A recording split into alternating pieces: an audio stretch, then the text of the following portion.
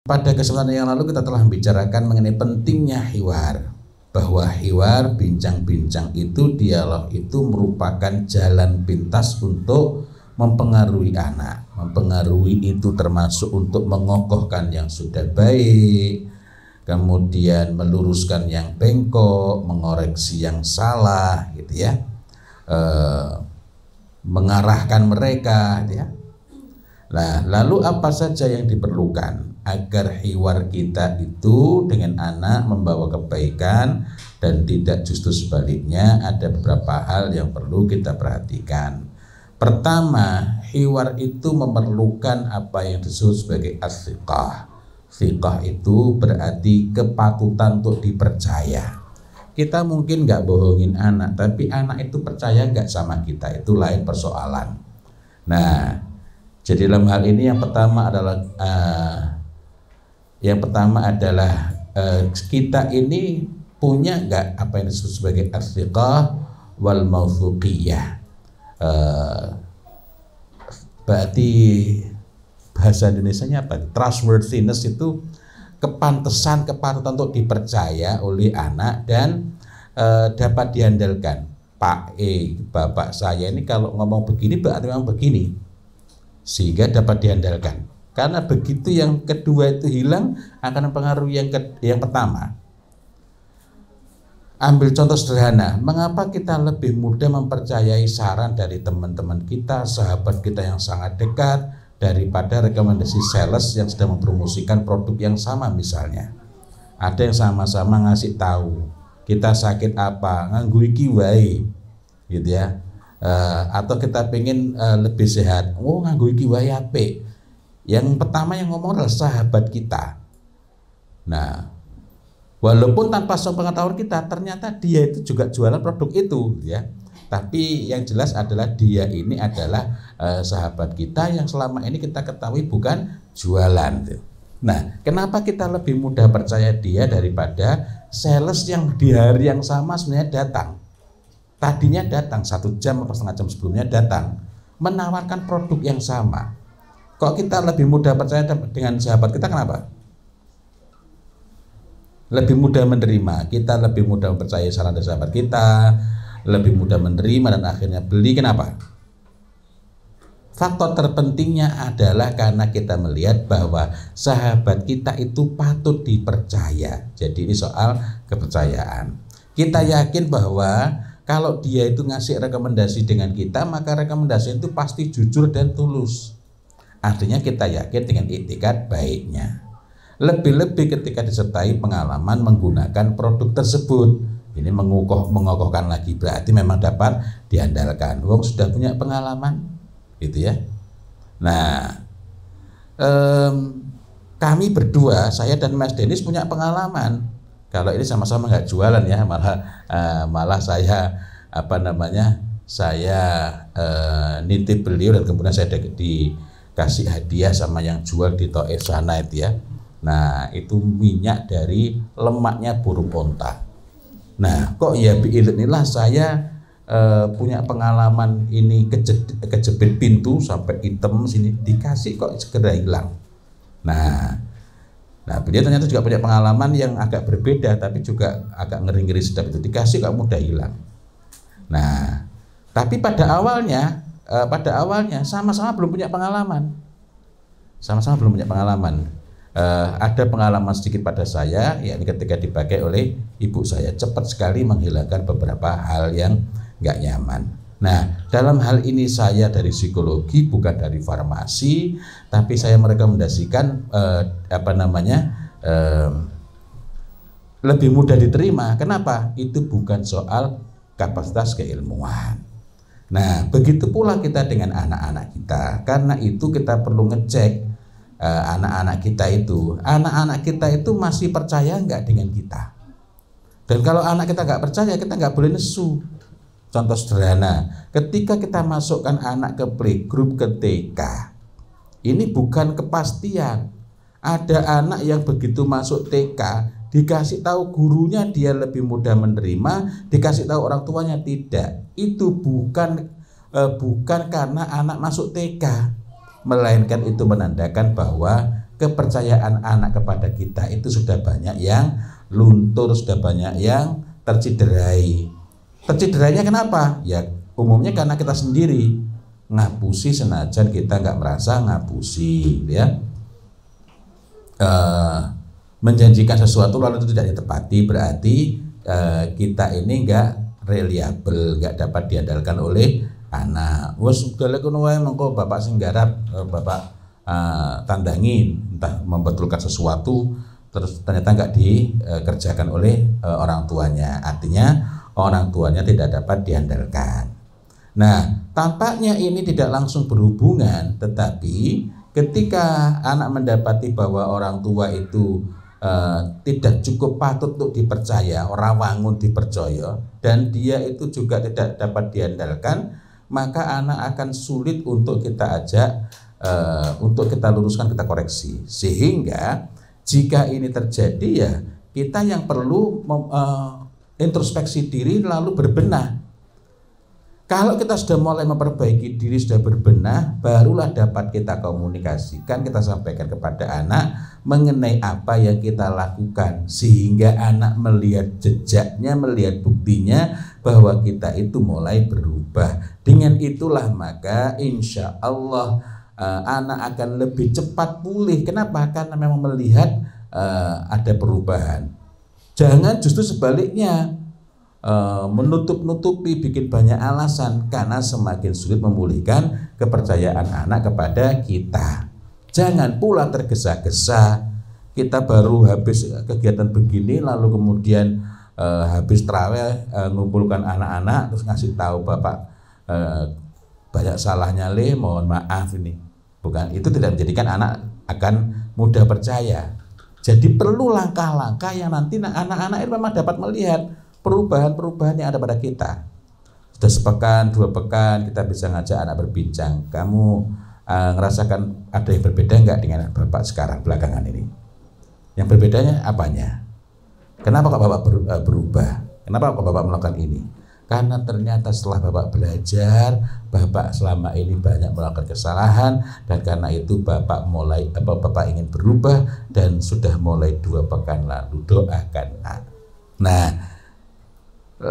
lalu kita bisa mengkomunikasikan lagi perubahan apa yang kita hendak lakukan dan apa yang ingin kita capai, sehingga dengan itu anak justru akan menghargai, ya, respect, akan hormat kepada kita, selain kepercayaannya juga akan pulih. Nah, yang nanti akan diuji kalau anak mengingatkan kita nesu enggak. Nah, kadang-kadang orang tua mengatakan berbenah, tapi ketika diingatkan anak nesu. Nah, karena itu kita juga perlu memberikan rambu-rambu. Apa itu? Jadi bantu bapakmu ini nak, terutama kalau anak-anak yang sudah umur 10 tahun ke atas. Kalau masih kecil masih lebih susah memahami ketika diminta bantu bapakmu. Kalau bapak itu misalnya ingatkan bapakmu, kalau bapak kamu ingatkan kok marah, itu bukan karena bapak nggak suka diingatkan, tapi karena bapakmu ini masih perlu banyak belajar. Jadi kalau bapak itu kamu ingatkan marah, sabar dulu nak ya, insya Allah setelah itu bapak akan memikirkannya. Jadi ini karena bapak masih perlu berubah. Dan jangan segan-segan setelah itu kita minta maaf kepada anak. Kalau ini sudah ada mukaddimahnya, tapi bukan menjadi kemudian tiap diingatkan nesu, tiap diingatkan nesu. Wah, ini hanya anak harus dapat melihat ada perubahan apa setelah diingatkan itu. Gitu ya. Nah, sehingga ketika kita sudah semakin banyak berubah, kita juga dapat menyampaikan kepada anak pentingnya kita berusaha menjadi baik, karena dikoreksi orang nyaman senajan meskipun kita mengakui bahwa dia benar. Itu hal pertama.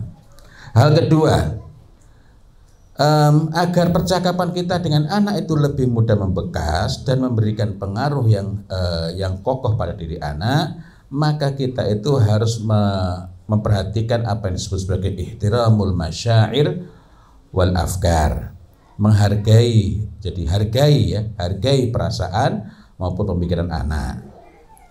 Nah, saya ingin cerita berkenaan dengan ini. Suatu ketika saya itu tiba-tiba harus berhadapan dengan para remaja, anak-anak para diaspora, yakni orang-orang Indonesia yang tinggalnya bukan di negerinya sendiri, waktu itu di Inggris.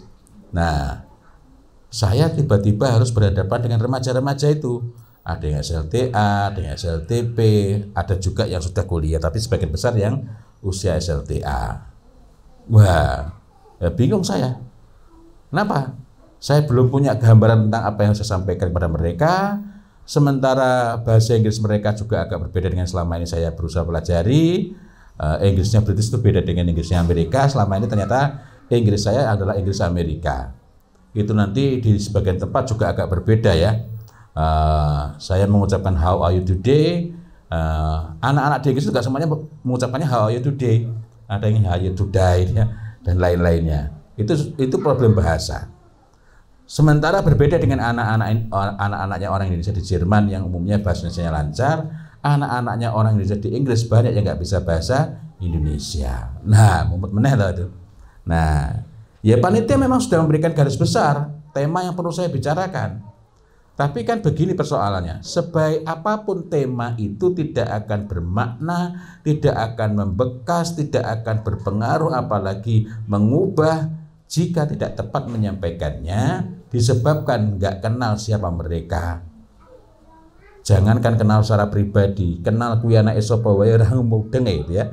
Nah, khususnya kenal berkenaan dengan alam berpikir mereka dan tingkat kedekatan mereka dengan agama ini. Kalau mereka sangat dekat dengan agama ini, berbicara bahasa agama lebih mudah. Nah, pertanyaannya, lalu apa yang perlu saya lakukan? Apa yang perlu saya lakukan? Ya bertanya.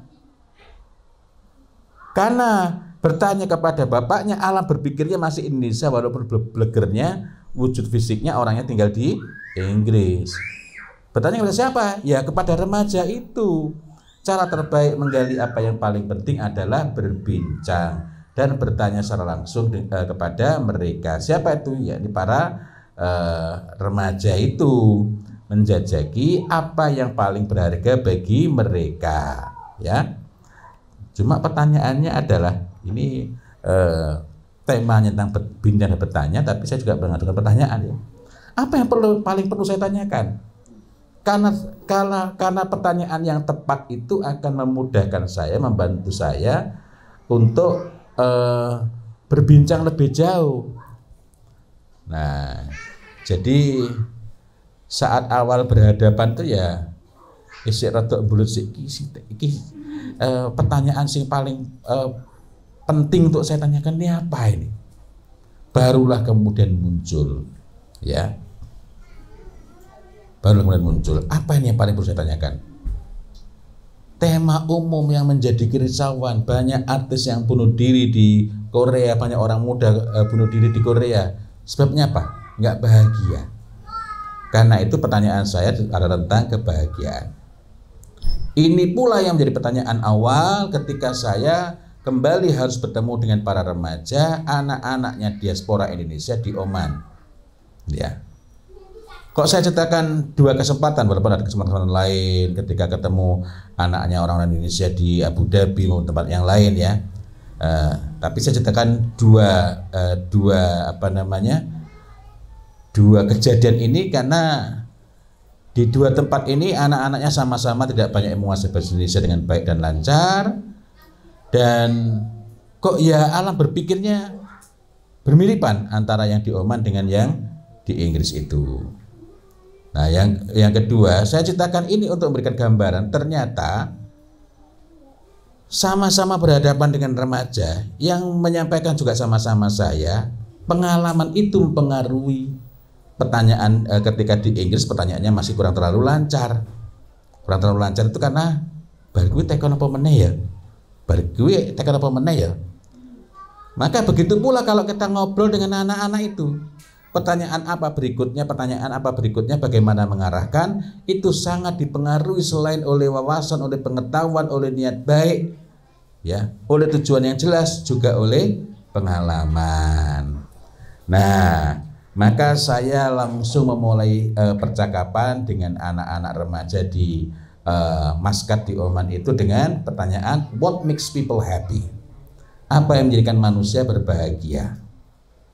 Nah, jadi kali ini saya bertanya dengan pikiran yang lebih siap. Jawabannya macam-macam, karena itu agar lebih mudah memetakan. Akhirnya saya bagi menjadi dua kelompok, yakni remaja putri dan remaja putra. Remaja putra saya gali dengan pertanyaan yang sama, remaja putri juga demikian, dan kemudian dibikin semacam rankingnya. Nggak usah banyak-banyak, cuma 2 saja. Karena kalau banyak-banyak nanti menggalinya lebih lama lagi. Itu pun waktu itu kira-kira 2 jam, sehingga ini ya tentu saja nggak saya ceritakan semuanya itu ya. Nah, mengejutkan, jawaban anak-anak yang laki-laki itu umumnya sama, yang di Oman maupun di Inggris. Apa jawabannya? Yang laki-laki umumnya menjawab, apa yang menjadikan orang bahagia itu nomor 1 uang, nomor 2 adalah pacar yang cantik di urutan kedua. Nah, kira-kira kalau jenengan sebagai orang tua dengar itu, ini jawaban yang benar apa dan perlu dikuatkan, apa yang perlu dikoreksi? Perlu dikoreksi. Kira-kira kalau langsung dibantah, mereka kagol apa masih mau ngobrol? Kagol, gitu ya. Itu jawaban untuk dari para remaja laki-laki. Remaja perempuan umumnya jawabannya adalah nomor 1, urutan pertama adalah love, cinta. Nomor 2, yo jane aku yo kudu guyu janjane. Ning yo gandeng pas lagi menggali pendapat mereka kan. Kalau saya tertawakan ya mereka ya kagel no. Ngayel no. Apa jawaban kedua? Coklat. Ya setelah itu saya ya jadi manggut-manggut. Oh pantesan kalau tiap Valentine kan coklat. Coklat. Ya sampai sekarang saya juga walaupun tadi mengatakan pantesan, tapi sampai sekarang saya belum paham kenapa kok coklat yang bikin bahagia. Ya saya menggali dari mereka, walaupun waktu itu tidak sampai kepada coklatnya lebih sampai mendalam. Kenapa? Karena ketika menggali jawaban dari laki-laki ini, yang perempuan juga ikut terlibat menjawab, berdialog, berbincang, ternyata belum sampai betul-betul selesai, itu sudah waktunya sudah habis. Nah, jadi kita tadi coklat nih, tapi itu jawaban mereka. Nah, kita tidak bisa, poin pentingnya adalah kita tidak bisa menata pikiran mereka dan meluruskannya. Oke, niki ning dinding mulang cah nom-nom iki rasa pacaran ya, malah urutan kedua adalah pacar yang cantik dia. Kita nggak bisa menata pikiran mereka dan meluruskannya kalau kita itu tidak terlebih dulu menerima sekaligus menghargai. Menghargai itu bukan berarti membenarkan, menerima itu bukan berarti menyetujui.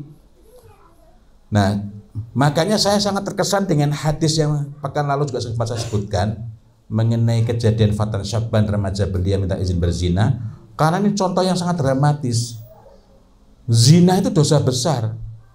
Tapi remaja belia ini ketika menemui Nabi Muhammad SAW minta izin berzina, yura dinesoni, kan? Itu kan luar biasa, itu menarik sekali itu. Artinya menerima perasaannya. Ang pancen lagi kemeropok mau datang menemui Nabi minta izin berzina, ya Rasulullah, idzal li bizina. Kok langsung wani mlebu neraka kowe, ya. Anda menerima. Sekali lagi, menerima itu berbeda dengan menyetujui, ya. Menerima. Menghargai itu juga nggak sama dengan mendukung pendapatnya. Jadi menerima sekaligus menghargai perasaan maupun pikiran mereka. Jadi prinsip pentingnya di sini, hargai dulu, ihtiram, ya, ihtiram. Hargai dulu, ihtiramul masyair wal afkar. Hargai dulu perasaan dan pikirannya, baru kemudian luruskan. Nah, jadi agar punya gambaran ini. Jadi waktu itu akhirnya saya tanya pada yang laki-laki kan urutan pertama uang, urutan kedua adalah pacar yang cantik. Saya tanya, money, uang? Yes, money. Iya, uang. What money can buy? Saya tanya. Apa yang bisa dibeli oleh uang? Everything. Money can buy everything. Oh, macam-macam ya, pokoknya intinya begitu. Ada yang everything money can buy. Pokoknya pada pokoknya begitu. Lalu saya tanya, everything? Kabeh? Semuanya? Tanya saya. Jadi lebih tepatnya sebenarnya mempertanyakan ya, atau bertanya untuk menegaskan. Lalu mereka kayaknya mulai ragu-ragu. Almost everything, hampir semuanya. Almost everything can buy with money, right? Jadi hampir semua dapat dibeli oleh uang, betul? Mereka mengatakan yes, almost everything, ya, hampir semuanya. Nah, so I want to ask you, karena saya ingin tanya kepada kalian itu.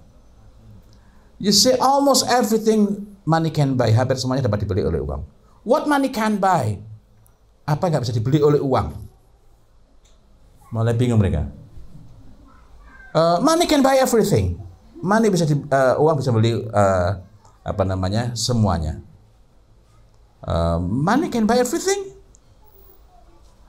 Mereka mulai berdebat sendiri ya. I think there is something money can buy. Saya kira ada yang nggak bisa dibeli oleh uang. Semuanya bisa dibeli uang. Mungkin juga ada yang tidak. Mungkin juga ada yang tidak. Apa itu? Nah, kembali lagi. So, everything money can buy? Jadi semua dapat dibeli oleh uang?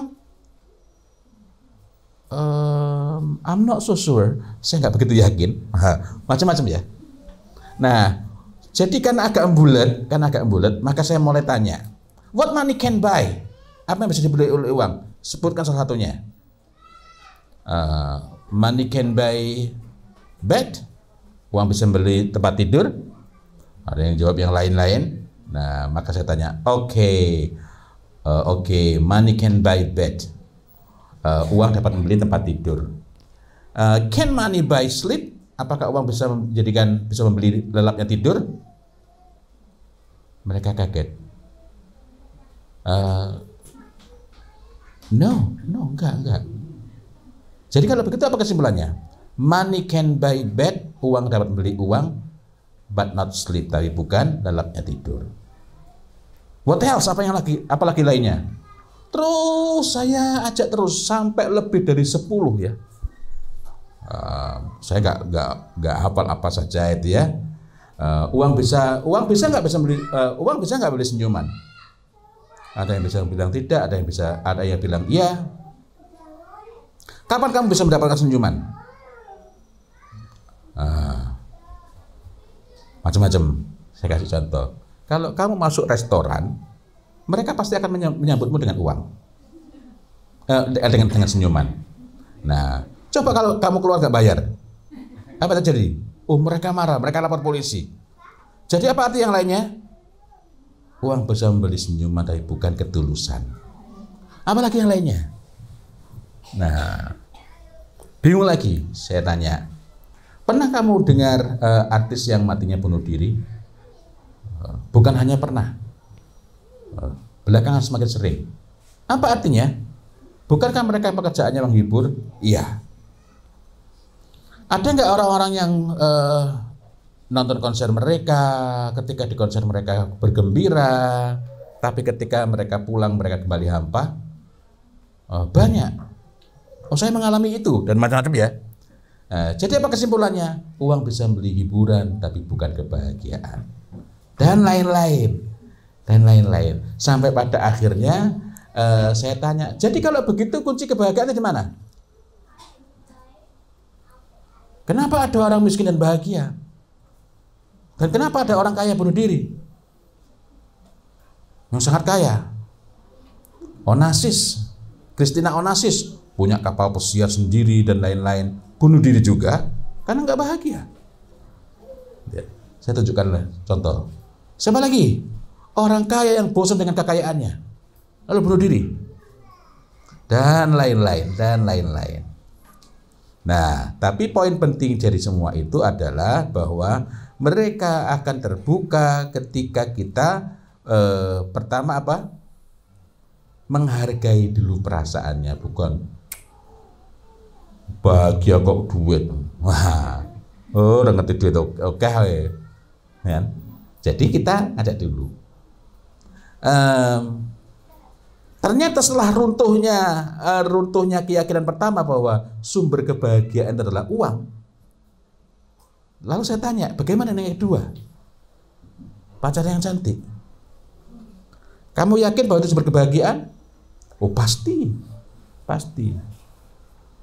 Tidak mungkin orang itu menderita nggak bahagia kalau pacarnya cantik. Kalau pacarnya jelek baru dia pantas untuk tidak bahagia. Nah, maka saya tanya, mana yang lebih cantik? Apalagi yang tinggal di Inggris lebih punya nyandal tuh. Lady Di atau Camilla Parker? Camilla Parker itu istrinya Pangeran Charles yang sekarang jadi raja ya, Pangeran Charles. Lady Di. Menurut kamu yang lebih membahagiakan siapa? Lady Di. Pertanyaan saya, kenapa Pangeran Charles bercerai?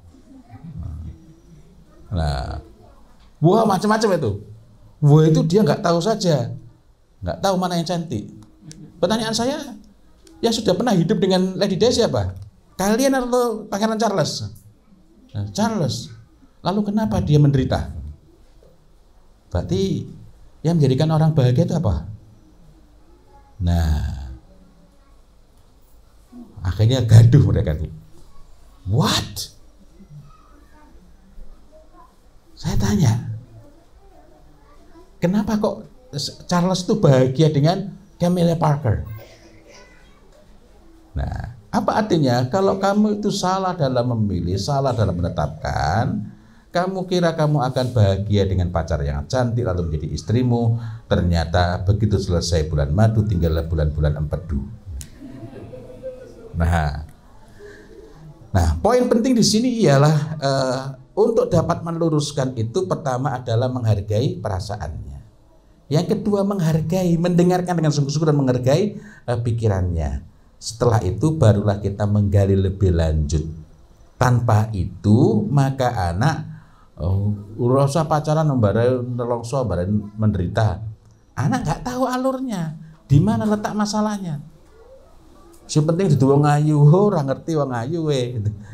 Kenapa? Karena kita belum menghargai perasaannya, belum menghargai pikirannya. Baru setelah itu kita hadirkan pembanding-pembanding. Tapi pembanding itu baru akan dapat mereka pikirkan, baru dapat mereka pertimbangkan kalau kita menghargai perasaan dan pikirannya. Jadi ini penting sekali. Sehingga kita itu perlu mempersiapkan diri kita sebelum berbincang dengan anak-anak. Untuk apa? Untuk bersiap-siap kalau ada jawaban yang di luar dugaan. Kenapa saya lebih mendahulukan berbincang dengan yang laki-laki tadi? Kenapa? Karena saat itu saya masih belum ketemu alurnya. Nek mempersoalkan coklat ini kenapa? Karena bagi saya pendapat itu sendiri memang paling aneh. Coklat. Nah, tetapi ternyata Masya Allah dari mengurai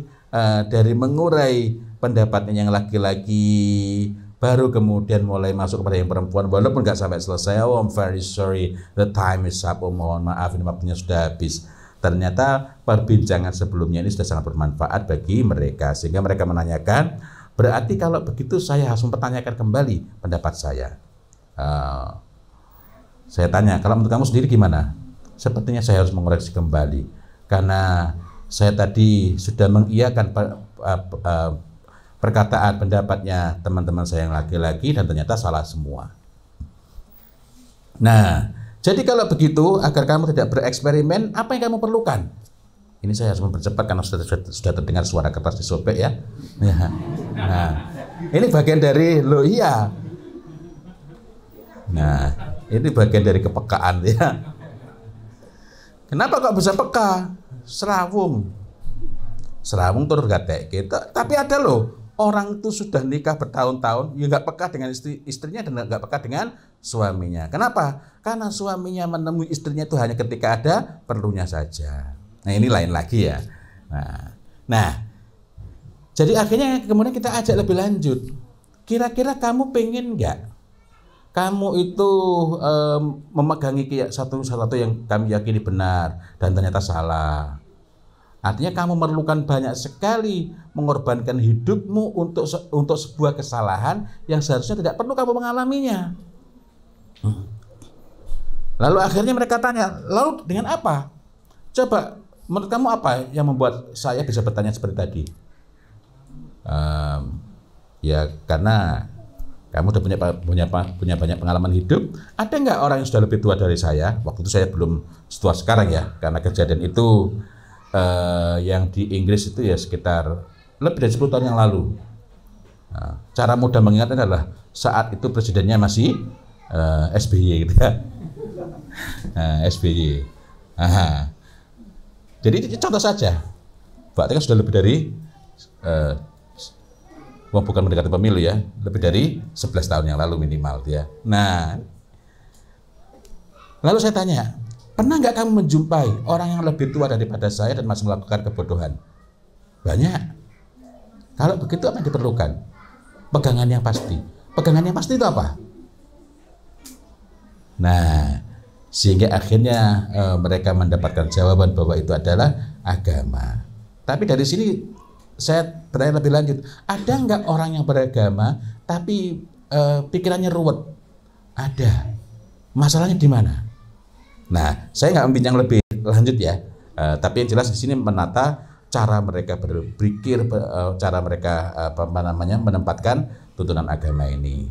Cerita saya tadi hanyalah untuk ilustrasi mengenai bahwa untuk mempengaruhi anak itu, mendidik anak melalui dialog itu, hal awal setelah kita memastikan bahwa anak itu masih percaya kepada kita.